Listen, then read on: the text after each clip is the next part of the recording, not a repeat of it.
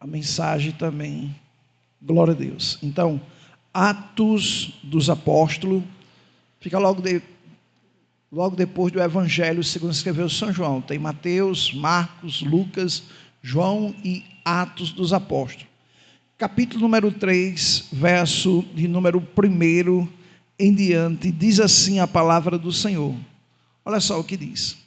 Pedro e João subiu ao templo para a oração da hora nona. Era levado um homem coxo de nascença, o qual punha diariamente à porta do templo, chamado Formosa, para pedir esmola aos que entravam. Vendo ele a Pedro e João que entram no templo, implorava que lhe desse uma esmola. Pedro, fitando juntamente com João, disse: olha para nós. Ele os olhava atentamente, esperando receber alguma coisa. Pedro, porém, lhe disse: não possuo nem prata nem ouro, mas o que tenho, isso te dou. Em nome de Jesus Cristo Nazareno, levanta e anda. Verso 7. E tomando pela mão direita, o levantou, imediatamente os seus pés e tornozelos se firmaram. Versículo 8. De um salto se pôs em pé, passou a andar e entrar com ele no templo, saltando e louvando a Deus. Glória seja dado ao nome do Senhor. Irmão, o livro de Atos é um livro que tem tudo a ver comigo e com você.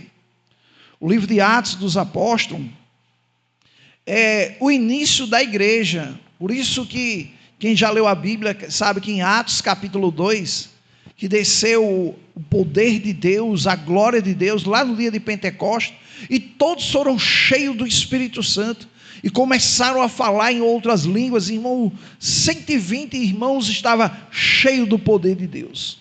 Mas aqui em Atos capítulo 3, Pedro e João, irmão, ele não saiu nessa intenção de fazer essa cura acontecer, não, eles foram orar. É o hábito que todo cristão tem que aprender, ler, orar e praticar a palavra de Deus. Irmão, nós precisamos ter uma vida de oração. Ontem eu estava você vai ver como orar é interessante.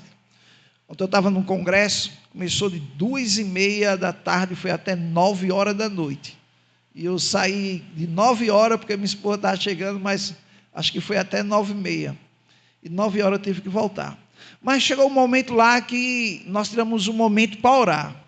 E o ministrante disse assim: manda uma mensagem para alguém que você conhece, que pergunta a ela se ela está precisando de oração, e você vai receber a resposta. Irmão, foi uma coisa tremenda. Aí eu mandei a mensagem para umas 2 pessoas. 5 minutos depois: pastor, o senhor se lembrou de mim, ore por mim por causa disso, disso e disso. E o outro disse: ore por mim, porque eu creio que está tendo dentro de mim, está surgindo, pastor, uma vontade de voltar para a igreja de novo. Então, irmão, é impactante quando você, assim, do nada, você começa a entrar em contato com uma pessoa. E por isso que tem pessoas que dizem assim: eu vou orar por quê? Irmão, tem tanta pessoa que precisa de oração. Tem tantas pessoas, irmão, que acreditam na sua oração. Então, irmão, nós precisamos, a Bíblia diz: orais uns pelos outros. E foi isso que João e Pedro, eles fizeram aqui. Eles iam orar. Por isso que o verso 1 diz: Pedro e João subiu ao templo para a oração da hora nona. Isso aqui, irmão, é às 3 horas da tarde, às 15 horas. Foi aqui onde surgiu os círculos de oração à tarde. Então eles foram orar de tarde. Então eles foram para o templo orar. Agora, olha só. Quando ele chega no templo, ele encontra um homem paralítico, desde quando nasceu. Esse homem tinha 40 anos de idade, desde quando ele nasceu, era paralítico ele não andava. E Pedro e João, irmão, quando olharam para aquele homem, ele disse: não possuo prata nem ouro, mas o que eu tenho. Irmão, a igreja tem que ter a consciência do que ela tem. Porque, irmão, infelizmente, a igreja do Senhor, elas não sabem o que ela tem. Tem pessoas que acham que só tem, pastor, eu tenho dívida, eu tenho um problema. Não, irmão, mas você tem muito mais do que isso. Você tem o Espírito Santo quando você aceitou Jesus. Você tem autoridade no nome de Jesus. Você tem a palavra de Deus. Você tem os céus e Deus a seu favor. Então, irmão, eu tenho que saber o que eu tenho. Irmão, e Pedro e João, eles chegaram diante desse homem e disseram: não possuo prata nem ouro, mas o que eu tenho. Irmão, o que Pedro tinha, você também tem essa noite. Por isso que Pedro diz assim: o que eu tenho, isso te dou. E olha só o que ele diz, verso 6. Pedro, porém, diz: não possuo prata nem ouro, mas o que eu tenho, isso te dou. Em nome de Jesus Cristo Nazareno, anda.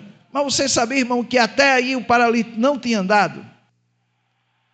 Se parasse o versículo aí, ficava aquela questão: será que ele andou ou não? Mas, irmão, a fé tem que ter uma ação, a fé tem que ter uma atitude. Por isso você vai encontrar muitas pessoas que têm fé, mas não têm uma atitude. Tem gente que diz: eu creio que eu vou arrumar um emprego, eu creio que eu vou arrumar um emprego. Aí eu pergunto: você já está fazendo a sua parte? Você está ligando para os seus amigos que estão trabalhando? Você está fazendo currículo e entregando? Então, irmão, se você está crendo e praticando, creia que logo, logo as portas vão se abrir. Então, irmão, esse homem, por isso que eu e você, não adianta nós só crer, mas nós devemos, irmão, praticar a palavra de Deus. Por isso que ele disse: em nome de Jesus Cristo Nazareno, levanta-te e anda. Mas olha só o que diz o versículo 7. E tomando pela mão direita. Então, olha só, ele diz: levanta e anda. E o homem continuou lá. Mas a Bíblia diz que ele, tomando-o pela mão direita, o levantou, imediatamente os seus pés e tornozelos se firmaram. Então, irmão, Pedro não só disse assim: levante e ande em nome de Jesus, e esperou o homem. Não, a Bíblia diz que Pedro estendeu sua mão, pegou ele com a mão direita e levantou. É como dissesse: você crê que você pode andar? Se você crê, você vai andar em nome de Jesus. E é interessante, irmão, que no versículo 8, olha só o que diz: e deu um salto, pôs em pé, passou a andar e entrou com ele no templo, saltando e louvando a Deus. Agora imagine só, agora todo o mundo sabia que aquele homem era paralítico, sabia que fazia 40 anos que ele estava ali. Aí Pedro disse: levanta e anda em nome de Jesus. Pedro toma ele pela mão, aquele homem fica de pé. Agora imagine os dois entrando no templo e todo mundo olhando para ele. E a pergunta ficava: é aquele paralítico mesmo que estava lá fora? É aquele que eu dava esmola? É aquele que meu menino, quando eu cheguei aqui, meu menino tinha 10 anos, hoje meu menino está um rapaz, e esse homem creu? Irmão, todo mundo ficou abismado. E sabe o que foi que Pedro disse? Versículo 16. Pedro vai explicar como essa cura aconteceu. Atos 3,16. Pela fé em nome de Jesus. Então não foi só pelo nome, foi pela fé em nome de Jesus. Então, irmão, muitas pessoas têm um nome, mas não têm fé nesse nome. Tem muitas pessoas, irmão, aqui que está no nosso meio, você tem autoridade em nome de Jesus, mas o que está faltando em você é fé no nome de Jesus. Assim como Pedro usou o nome, nós, irmão, a igreja do Senhor, podemos usar também o nome de Jesus. Agora, irmão, por que isso aconteceu? Sabe por que aconteceu? Em Marcos 16, versículo 17, olha só o que diz a palavra do Senhor.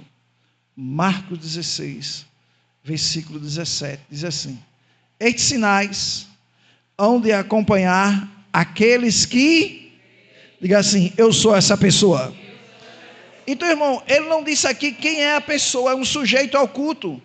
Estes sinais hão de acompanhar aqueles que, é no plural, aqueles, não é só para um não, é aqueles, é eu, é você, aqueles que creem. Aí ele diz: em meu nome expulsarão demônio, falarão novas línguas. Versículo 18, olha o que é que ele diz: pegarão em serpente, e se alguma coisa mortífera beber, não lhe fará mal. Se impuser as mãos sobre os enfermos, eles ficarão curados em nome de Jesus. Então, irmão, o Senhor diz: os sinais seguirão. Tem uma tradução que diz: acompanharão aos que crê. Por isso que você é crente, irmão, e crente foi feito para crer. Então eu e você, irmão, somos aquele que cremos na palavra de Deus. E Pedro, irmão, estava nesse momento quando o Senhor disse: olha, Pedro, os sinais seguirão aos que crê. E Pedro, irmão, decidiu crer. Por isso que quando você lê o livro de Atos, não é Jesus, irmão, agora que vai curar, não é Jesus que vai expulsar demônio, não é Jesus que vai orar pelos enfermos, não. Por isso que o nome do livro é Atos dos Apóstolos. Porque os atos de Jesus, irmão, você vai encontrar em Mateus, em Marcos, em Lucas e em João.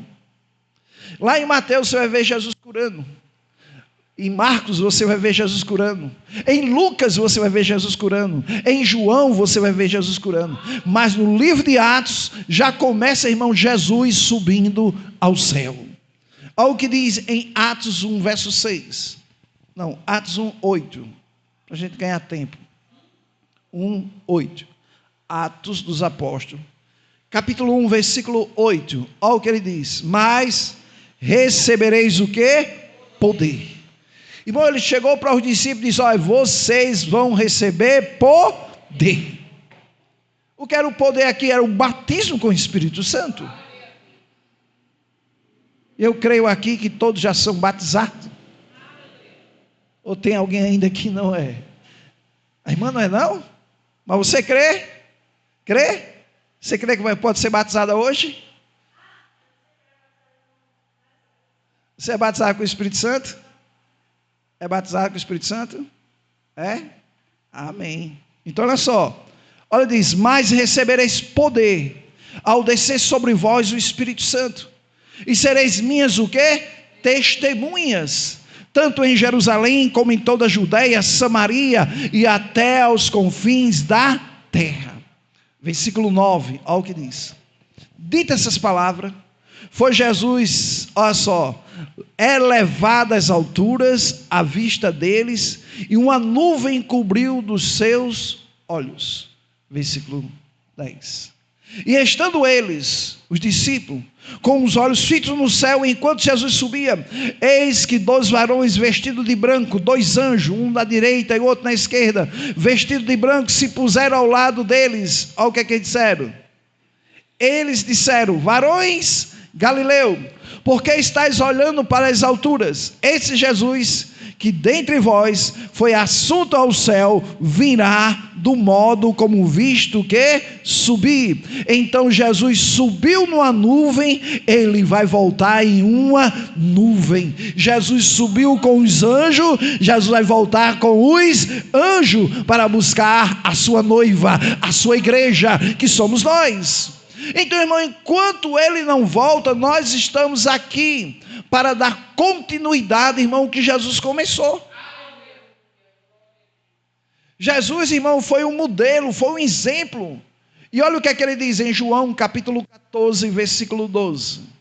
Olha só o que diz a palavra do Senhor. Evangelho, segundo escreveu São João, capítulo 14, verso 12.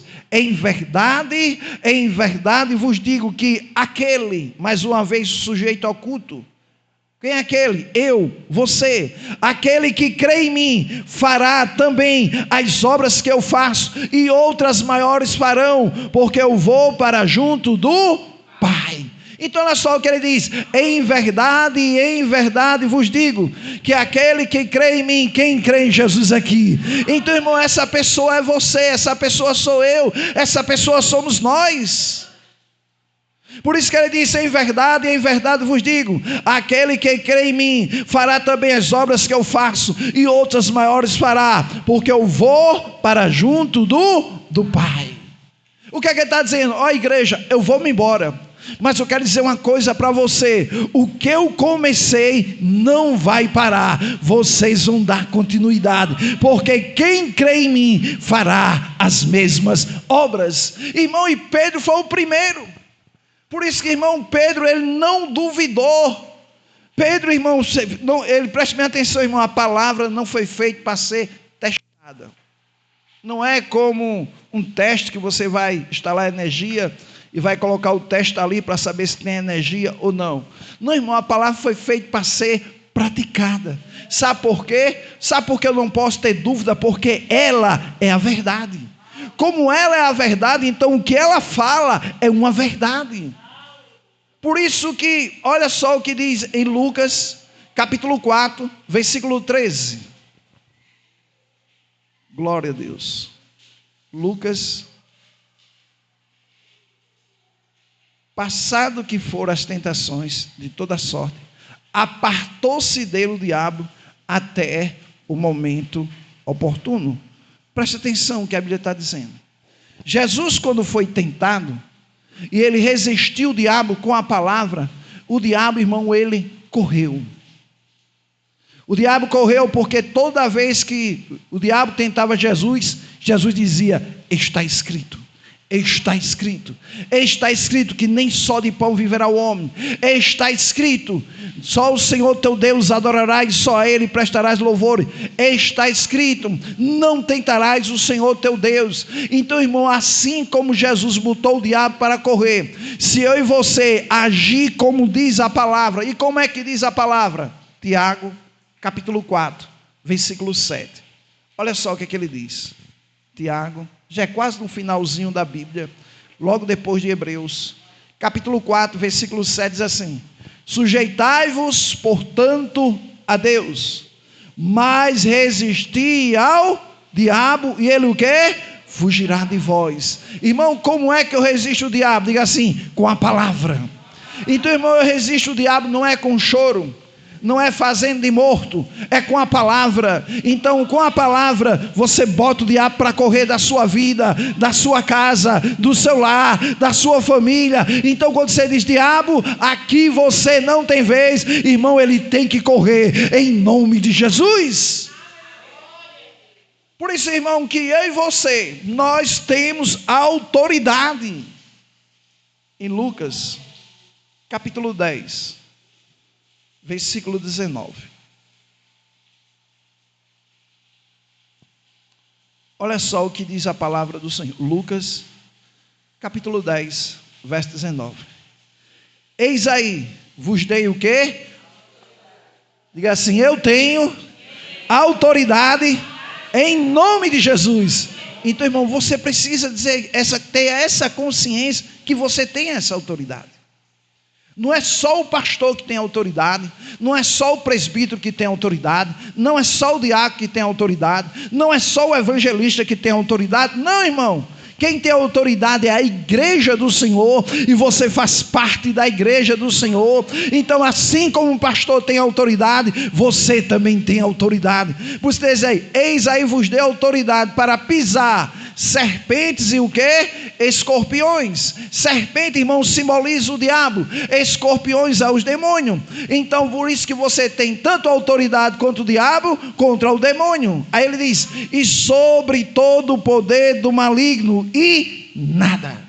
Irmão, o diabo é um nada, ele não pode nada, ele não tem nada, nem a sua vida ele não tem mais, porque Jesus resgatou a sua vida do diabo. Então, irmão, ele é um nada. Então, eu e você, irmão, eu e você é que temos a autoridade em nome de Jesus. Por isso que Paulo, escrevendo em Filipenses, capítulo 4, versículo 13, olha só o que ele diz. Filipenses, capítulo 4, verso 13. Tudo posso naquele que o quê? Irmão, é Deus que lhe fortalece. O poder é de Deus, a palavra é de Deus, o nome é de Jesus. E tudo isso, irmão, ele nos concedeu, a mim e a você. Então, irmão, olha só, Paulo diz: tudo posso. E sabe onde é que Paulo estava quando ele falou isso? Numa prisão. Paulo estava preso, e mesmo assim ele preso, ele não disse assim: rapaz, eu não posso mais nada não, porque eu estou preso. Não, ele diz: mesmo o meu corpo estando preso, o meu espírito está livre, e então eu sou um homem livre, e por ser um homem livre, tudo eu posso naquele que me dá força, que me fortalece para vencer toda e qualquer circunstância. Então, irmão, você tem que ter consciência que você pode. Mas você sabia que quando chegam os problemas, a gente acha que a gente não pode? Você sabia que quando chegam as circunstâncias, a gente acha que a gente não vai vencer? Você sabia quando a enfermidade bate a porta, as dívidas batem a porta, a tribulação bate a porta, e você acha que ela vai lhe engolir, ela vai acabar com você? E é nesse momento, irmão, que você tem que ter a consciência: eu posso todas as coisas naquele que me fortalece, naquele que me dá força. Então ele fez você não para perder, mas para vencer. Por isso, irmão, que em 1 João capítulo 5, verso 4, olha só o que ele diz. 1 João, já no finalzinho da Bíblia, aquelas cartinhas chamado de epístola, ele fala uma verdade eterna, irmão, que é uma verdade naquele tempo e é uma verdade hoje. Agora, eu e você precisamos vivenciar essa verdade. Não adianta só eu conhecer a verdade e não tenho vivenciado ela. Por quê, irmão? Porque eu tenho que aprender essas verdades? Para quando os problemas vier, para quando os vendaval dessa vida vier, quando os problemas vier, quando as circunstâncias vier, e você ter consciência da verdade que você tem. E qual é a verdade? Ele diz: porque todo que é nascido de Deus, diga assim: eu sou esta pessoa. Então, irmão, ele está falando para mim e para você: todo que é nascido de Deus vence o mundo, e esta é a vitória que vence o mundo, a nossa fé. Então você tem que ter a convicção, quando o problema bater a porta, e você vai dizer assim: eu tenho fé para vencer você, eu tenho fé para vencer essa enfermidade, eu tenho fé para vencer esse problema, eu tenho fé para vencer essa circunstância. Por quê? Porque eu nasci de novo e tenho a fé do tipo de Deus. Por isso, irmão, que Pedro, quando ele olhou para aquele homem, ele tinha convicção que ele tinha fé para que aquela cura pudesse acontecer. Ele não duvidou. Irmão, a dúvida pode vir na minha mente e na sua mente, mas você não pode deixar a dúvida descer ao seu coração. Irmão, a dúvida ela vai vir para qualquer pessoa. Olha o que diz Marcos, capítulo 11, verso 23. Um dos maiores versículos quando se fala sobre fé. Marcos, capítulo 11, verso 23, diz assim: porque em verdade vos afirmo que, se alguém disser a este monte. É interessante que na antiga aliança, o salmista diz assim: eleve os meus olhos para o monte. Irmão, sabe o que é monte? Monte simboliza os problemas da vida. O salmista, por ele não ter autoridade, então ele só podia olhar para o monte, olhar para o problema. Eu e você, Jesus não manda você olhar para o monte. Jesus, olha o que é que ele diz: em verdade vos afirmo que, se alguém disser a este, então você tem que dizer ao monte da sua vida. Eu não sei qual é o monte que está diante de você. Muitas vezes é um monte da dívida, é um monte do problema no casamento, é um monte de circunstância, é um monte de enfermidade. Mas a Bíblia diz: se alguém disser a este monte, ergue-te e lança-te no mar, e não duvidar no seu... Então, irmão, a dúvida pode vir na sua mente, você não pode deixar ela descer ao seu coração. O diabo pode dizer assim: não vai dar certo, não vai funcionar, não tem jeito. Irmão, é igual como um certo pregador diz: ninguém pode proibir que um pássaro voe sobre a sua cabeça, mas você pode proibir dele fazer um ninho na sua cabeça. Não tem como proibir de pensamentos negativos vir à nossa mente, não tem como proibir de a dúvida vir, da incredulidade vir, mas tem como você dizer: independente do que está acontecendo, eu creio, independente do problema, eu creio, independente das circunstâncias, eu creio, independente da situação, eu continuo crendo. Então, irmão, não duvide. Por isso Jesus diz: se alguém disser a este monte, ergue-te, lança-te no mar, e não duvidar no seu coração, mas crer que se fará o que diz, assim será com ele. Preste bem atenção, irmão, esse versículo tem duas coisas interessantes. A palavra dizer tem duas vezes e crer só tem uma. Vou reler ele. Porque em verdade vos afirmo que se alguém o que disser. Então quando os problemas vier, não fique calado, fale. Se alguém disser a este monte, ergue-te e lança-te no mar, e não duvidar no seu coração, mas o que? Crê. Crê só tem a palavra uma vez. Crê que se fará o que diz. Mais uma vez a palavra diz. Você sabia que tem vezes que você diz algo e duvida? Mas você sabia que quando é coisas negativas você fala e não duvida? Eu vou dar um exemplo que todo mundo já fez isso. Seu filho talvez estava brincando e você disse assim: esse menino vai cair. Esse menino vai cair. E você falou com a maior convicção do mundo. Você não teve dúvida. Quando vê que não, o menino, puf, aí você diz: eu não disse. Irmão, se você disse que o menino ia cair, você está esperando o quê? Você já liberou a palavra dizendo que ele vai cair. Então, irmão, o problema é que a gente acredita só nas palavras negativas e não acredita no que a Bíblia diz. Então, irmão, chegou o tempo de renovar a mente e ficar com a palavra. Começa a dizer coisas boas. Começa a dizer: a minha vida vai mudar. Eu creio que eu vou mudar essa situação. Eu creio que essa situação não vai ficar desse jeito. Eu creio que esse problema vai passar. É igual a chuva, agora está um toró, mas daqui a pouco ela passa. Por quê? Porque eu creio. Então, irmão, tudo na vida é passageiro. 2 Coríntios capítulo 4, versículo 18. Olha só o que diz a palavra do Senhor. Não atentando nós nas coisas que se vê. Irmão, não atente. Olhar é uma coisa, atentar é ficar olhando atentamente. É como se fosse assim: meu Deus, o que eu vou fazer agora? Você olha para o Paulinho e diz: meu Deus, o que é que eu vou fazer agora? Não atentando nós às coisas que se vê, mas nas que se não vê, porque as que se vê são, diga assim, vai passar.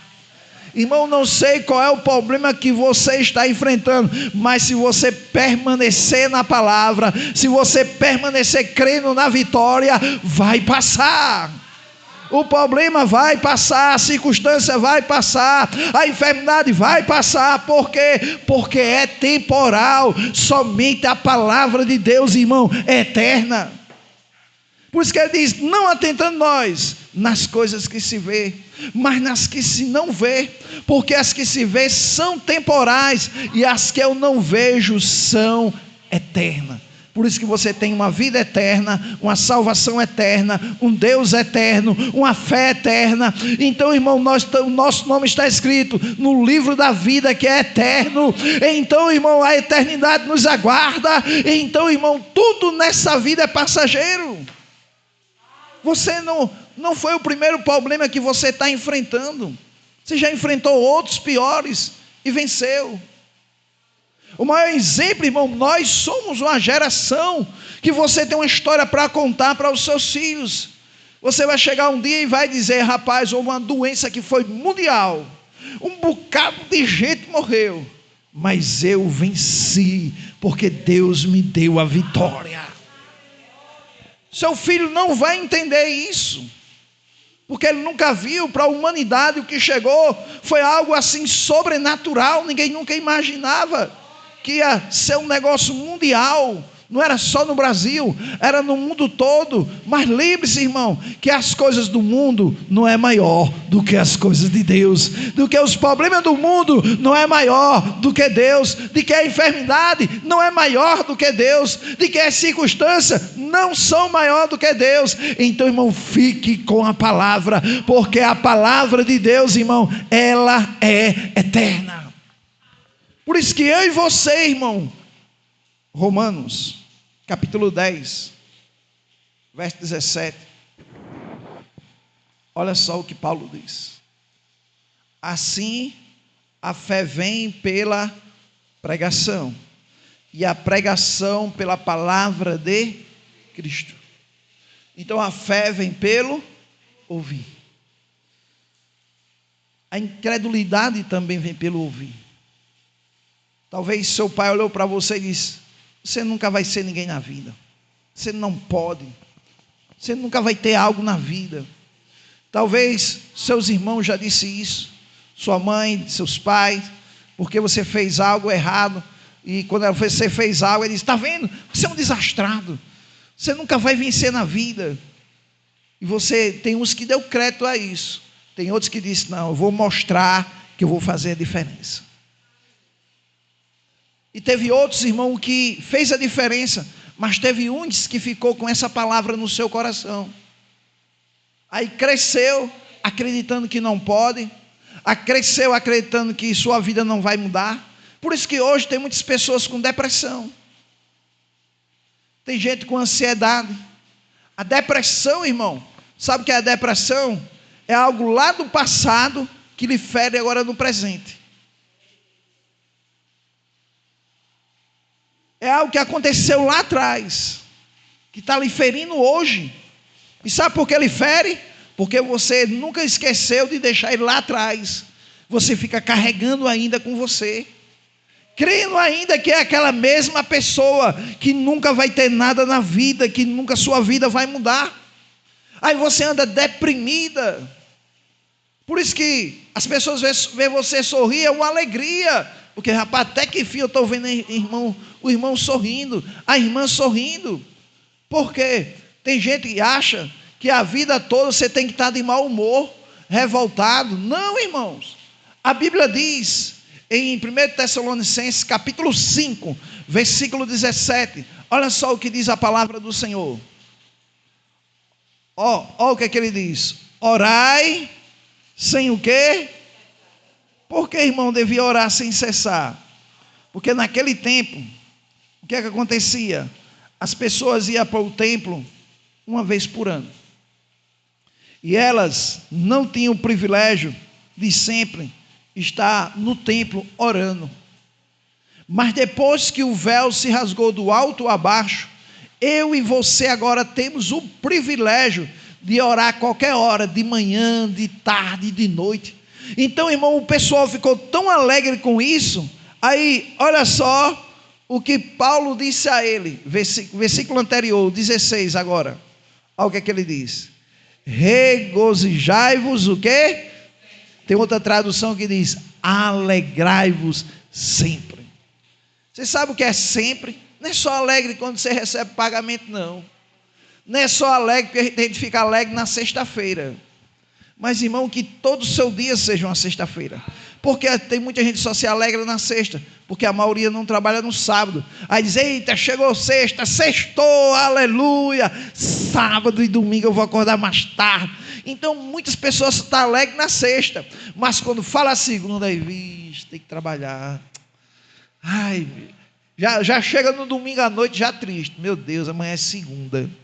Isso é ansiedade, sofrer antecipado. A segunda nem chegou, meu Deus, amanhã é segunda-feira, amanhã tem que trabalhar, como é que pode? A gente já fica triste, irmão, ansiedade é sofrer antecipado. Irmão, vivencie o hoje, deixa o amanhã para o amanhã. Amanhã é outro dia que Deus preparou para você. Se levante como um homem de Deus, como uma mulher de Deus, e pela fé diz: esse é o dia que o Senhor preparou para mim, eu vou me regozijar nele, eu vou me alegrar. Aí, quando os problemas vêm, sabe o que é que ele vem? Roubar sua alegria. O diabo quer ver você triste. Sabe por que o diabo tem raiva de você? Porque ele não tem família. Por ele não ter família, tem inveja de quem tem. O diabo não tem amigos, tem raiva de você porque você tem amigo. Então, irmão, eu e você não podemos deixar que o diabo roube aquilo que Ele não te deu. Ele não te deu alegria, Ele não te deu paz, Ele não te deu saúde. Então não deixe o diabo roubar a sua saúde, a sua paz, a sua alegria. Você tem que dizer: diabo, aqui jamais, porque aqui quem predomina é o reino de Deus, e o reino de Deus é gozo, é paz, é alegria no Espírito Santo. Por isso, irmão, que eu e você devemos estar todo dia como Pedro. Como? Amanheceu, Pedro chegou à tarde, eu vou orar. Por quê? É na oração onde eu tenho consciência que eu já me levanto contando vitória. Irmão, quem vive uma vida de oração tem uma vida de vitória. Agora, você sabia que nem todo mundo gosta de orar? Eu e minha esposa, a gente trocou no lugar da cama, porque eu dormia do lado da cama e só que eu me acordo 5 da manhã e passava por cima dela. Ela, não, vá para o lado de lá, eu vim para o lado de cá. A gente teve que mudar a posição da cama. Ela ficou do lado de lá, eu vim do lado de cá. Porque quando dá 5 da manhã, parece que para mim a cama tem uns alfinetes, que eu tento até dormir e não consigo. É impressionante isso. Dá 5 da manhã, eu me levanto, irmão, o que é que eu vou fazer? Irmão, não vou nem olhar de Zap, Face, Kawaii. Não, irmão. Primeiro eu vou conversar com o meu pai. Primeiro eu vou conversar com Ele. Primeiro eu vou agradecer por mais um dia de vida que Ele me deu. Primeiro eu vou agradecer pelo ar que eu respiro. Eu agradeço pela igreja que o Senhor me confiou. Eu agradeço por cada irmão que estão junto comigo. Então, irmão, em primeiro lugar, depois que eu converso com Ele, que agora eu vou ler a palavra, depois que eu leio a palavra, agora eu vou botar um devocional no grupo da igreja. Agora sim, agora eu vou olhar as outras coisas. Sabe por quê? Buscai em primeiro lugar o reino de Deus e a sua justiça, e as demais coisas vos serão acrescentadas. Então, irmão, eu tenho que botar o reino de Deus em primeiro lugar. Então, quando eu boto, irmão, o reino de Deus em primeiro lugar, sabe por que eu estou botando em primeiro lugar? Porque Ele merece o primeiro lugar, porque é Ele que vai me dar força quando os problemas vier, é a palavra que vai gerar fé no meu coração, é a palavra que vai dizer que eu posso, é a palavra que vai dizer: você nasceu para vencer. E quando eu amanheço o dia, diz: agora eu estou pronto. Tem gente que se sente bem quando vai fazer uma caminhada. Para mim a caminhada só funciona depois da oração. Aí sim. Então, irmão, coloque o reino de Deus em primeiro lugar. Por isso que Paulo diz, Romanos, capítulo 14, versículo 17. Olha só o que diz a palavra do Senhor. Romanos 14, 17.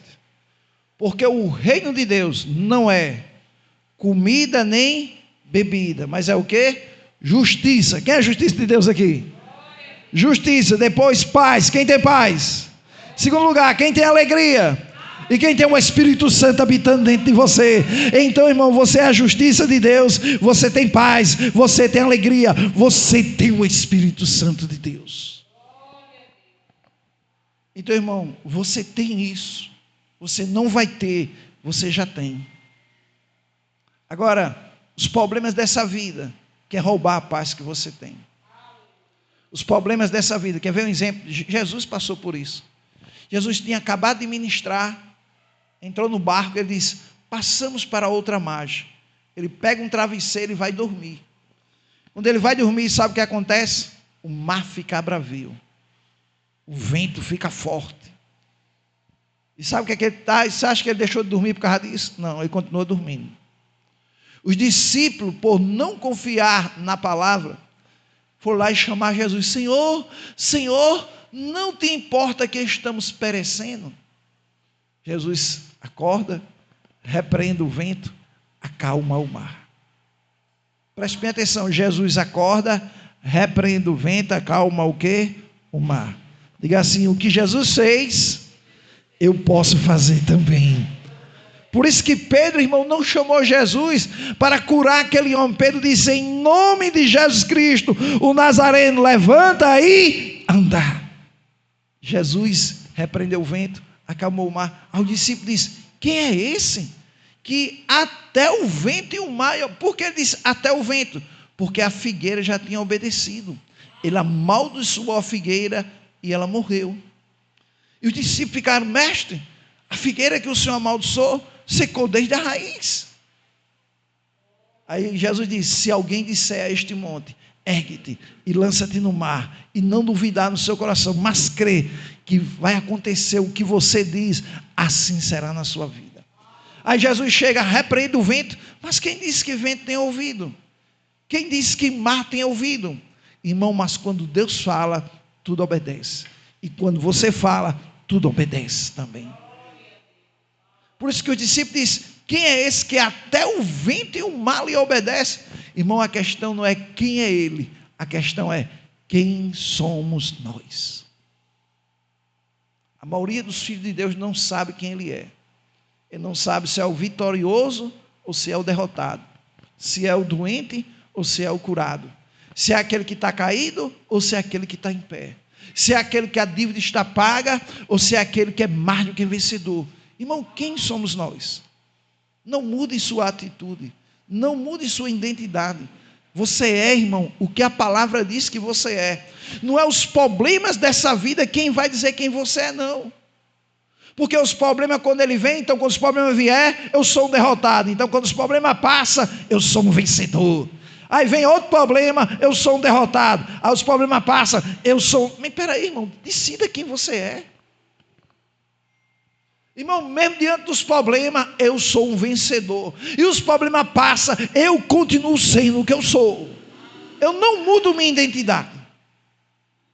Não mude sua identidade. Você é o mesmo antes e depois dos problemas. Tem gente que quando os problemas vêm, irmão, isso é viver pelo que sente. Eu não estou me sentindo bem, eu acho que não vou para o culto não, que eu não estou me sentindo bem. Irmão, se eu andar nesse sentimento, eu não vou para nenhum culto. Nenhum culto eu vou. Tem dia que eu não me sinto bem e venho para o culto. E tem dia que eu me sinto bem e venho para o culto. Por quê? Porque eu sou um adorador independente do que eu sinto. A Bíblia diz que Deus é espírito e importa que os seus adoradores o adorem em espírito e em verdade. Então não tem nada a ver com o que eu sinto, é com o que eu creio. Então não espere os problemas passar. Tem gente que diz, eu conversei hoje com algumas pessoas, e hoje à tarde, botei até num grupo que não tinha evangelismo por causa da chuva, mas tive que visitar umas pessoas que eu tinha prometido. Eu fui visitar umas pessoas que boa parte da igreja aqui conhece, e cada uma falou dos seus problemas, suas adversidades. E eu falei para ela e comecemos a conversar, e eles disseram, pastor, eu estou crendo. E eu disse, creio que antes de terminar esse ano, vocês estão voltando para a igreja. Eu disse assim a eles, pode ser até amanhã, pode ser ainda hoje, mas preste bem atenção, irmão, quem crê não se preocupa com o tempo, se é hoje, se é amanhã. Sabe por quê? Porque eu não vou ser vitorioso amanhã, eu sou vitorioso agora. Independente do que acontecer amanhã, eu sou vencedor. Independente do amanhã, eu sou vencedor. Então tem gente que só diz que é vencedor quando vence os problemas. Eu pergunto, se não tiver nenhum, você é o quê? Aí quando um problema vem, você vence. Aí pronto, quando esse problema passar, e depois que o problema passar, é o quê? É vencedor só porque venceu? Não, irmão. Ainda que você não esteja enfrentando nenhum problema hoje, você é um vencedor. E se o problema aparecer, você é um vencedor. E você vencendo ele, você entende quem você é, e ele vai entender quem ele é. Ele é um derrotado e o vencedor é você. O diabo é um derrotado e o vencedor é você. Então em Cristo você nasceu para vencer. Então não baixe a cabeça, irmão. Não baixe a cabeça. Não baixe a cabeça. Vou repetir aqui o que eu disse a um colega meu, isso há muitos anos atrás. Toda vez que eu falo sobre fé, eu me lembro sobre isso. Quando eu morava em Mãe Luísa, foi onde eu comecei a pregar a palavra da fé. Essa palavra mudou a minha vida. E eu estava tão empolgado com essa palavra, que o irmão chegou para mim, pastor, ore por mim. E começou a falar dos seus problemas. Ele, no final ele disse, eu estou no fundo do poço. Aí eu, glória a Deus, aleluia. Ele ficou triste. Não, pastor, para mim o senhor ia me chamar, se sentar, dizer, vem cá, vou lhe dar uma palavra, e depois orar por mim. E o Senhor pulou de alegria. Disse que eu estava no... Pastor, presta atenção, disse que eu estava no fundo, estou no fundo do poço, pastor. Eu disse, sabe por que eu fiquei alegre? Se você está no fundo do poço, sabe o que acontece? Quer dizer que não tem mais para onde você descer, porque você está no fundo. Então, se chegou no fundo, então chegou o momento agora de subir. Então, irmão, se você é mais um que pensa que está no fundo do poço, então você já chegou onde não tem mais para onde descer, é o fundo do poço. Então, se chegou ao fundo, não tem mais para onde descer, chegou o momento agora de subir. Então, irmão, existe uma força, que é a força do Espírito Santo, que nos impulsiona para cima, mas existe uma força do diabo, que quer impulsionar você para baixo. Por isso que você pega uma bola que o pessoal joga na praia de frescobol. Se você pega aquela bola, imagina que aquela bola simboliza você. E você, quando joga aquela bola no chão, aquela bola bate lá e volta. É como o diabo disse assim, fica aí. Quando você bate lá e diz, aqui não é meu lugar, o meu lugar é em cima. Você pode jogar a bola 1000 vezes, ela vai se levantar todas as 1000. Então, irmão, o diabo pode tentar derrubar você 1000 vezes, você vai se levantar todas as 1000. O diabo pode se levantar 100 vezes, você vai se levantar todas as 100. Por quê? Porque tudo posso naquele que me fortalece. Quando você tem essa consciência, sabe quando é que o diabo vai lhe vencer? Jamais. Jamais. Hein? Então, quando você pegar aquela bola, lembre-se, assim é a minha vida. Quando o diabo tentar me derrubar, eu me levanto de novo. E me levanto com o irmão sorrindo, porque eu sei o que Deus fez por mim. Eu me levanto sorrindo porque eu sei que Ele me ama. Eu me levanto sorrindo porque um filho dele morreu em meu lugar. Eu me levanto sorrindo porque Jesus levou sobre si as minhas enfermidades. Eu me levanto sorrindo porque Ele levou sobre si os meus pecados. Eu me levanto sorrindo porque Ele se fez maldito para eu ser abençoado. Então, irmão, Ele pode tentar. Irmão, o diabo é um tentador. Mas ele só tenta, ele tenta lhe derrotar, e você não tenta vencer não, irmão, porque Jesus já venceu o diabo há 2000 anos atrás. Você assume quem você é. Em Cristo somos mais do que vencedor. Paulo diz, em todas as coisas, olha só, em todas as coisas, eu garanto a você que os seus problemas estão numa delas. Para nós encerrar, bota aí, Romanos 8:37. Olha o que é que ele diz. Romanos 8:37. Na sua Bíblia está escrito esse versículo. Em todas as enfermidade, problema financeiro, doença, circunstância, em todas as coisas, pode ser o problema que você imaginar, ele diz, porém, somos mais do que por meio daquele que nos amou. Irmão, quem te ama é Deus, é Ele que te dá força para vencer todas as coisas. Eu não sei qual o problema que você está passando, mas Ele diz, você nasceu para vencer todas as coisas.